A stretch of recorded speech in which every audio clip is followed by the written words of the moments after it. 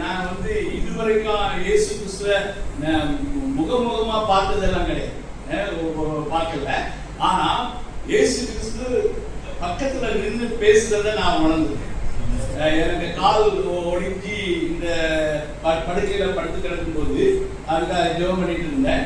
அப்போ வந்து 39வது நாள் என் படுக்கை கிட்ட ஒரு ஆள் நின்று சொல்றது மாதிரி இருந்தது. சொன்னாரு அதெல்லாம் உண்மைதான்.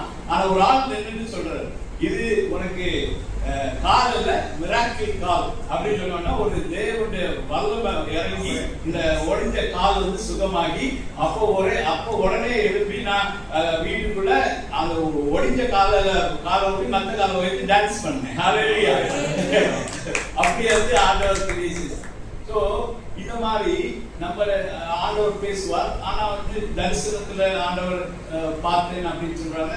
எல்லாமே வேதத்துல இருக்குது, தரிசனம் பார்க்கறதும் இருக்குது. அது மாதிரி பரலோகத்துக்கு நான் ஆவி எடுத்துக்கூட தாங்க போனேன்னு சொல்லி எல்லாம் பார்க்கறதுதான் எல்லாம் வேதத்துல இருக்குது.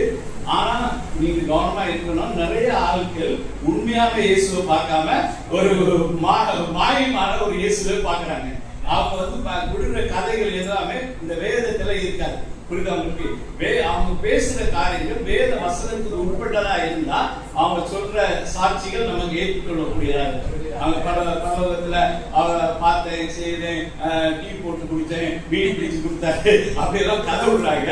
அந்த கதைகள் வந்து உண்மையா இருக்குமா இருந்தா அந்த வேதத்துல அதுக்கான ஆதாரங்கள் இருக்கும். அப்ப நீங்க கேட்கணும், ஆண்டவரே எனக்கு ஒரு 2 வசனம் தாங்க, அல்லது 3 வசனம் தாங்க அப்படின்னு கேட்டபோது அவர் சொல்றது உண்மையான இயேசுவை பார்த்தீங்கன்னா இந்த ஒரு வஞ்சிக்கிற ஆவின்னு ஒண்ணு இருக்கு.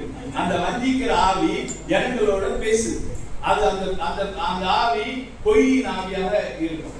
அது வந்து மக்கள் பேசுறது, அவங்களும் இயேசுவை பார்க்கறாங்க, அந்த காரியங்களை கேட்கிறாங்க. அது சொல்றது வந்து மத ரீதியாக நல்ல காரியங்களை சொல்ற மாதிரி தான் இருக்கும். ஆனா ஒளி தூதன் பேச மாதிரி அவங்க வாழ்க்கையை பார்த்தோம்னா அவங்க பொய் சொல்லுவாங்க. அவங்களுடைய வாழ்க்கையில கசப்பு இருக்கும், வைராக்கியம் இருக்கும், மணியாமை இருக்கும், சந்தேகங்கள் இருக்கும். இப்படிப்பட்ட ஆவியினுடைய எந்த கனியும் இருக்காது, அன்புக்கு எந்த சுபாவமும் இருக்காது. அதுக்கு நேர் மாறான கனி கொடுக்கிறவங்களா இருப்பாங்க.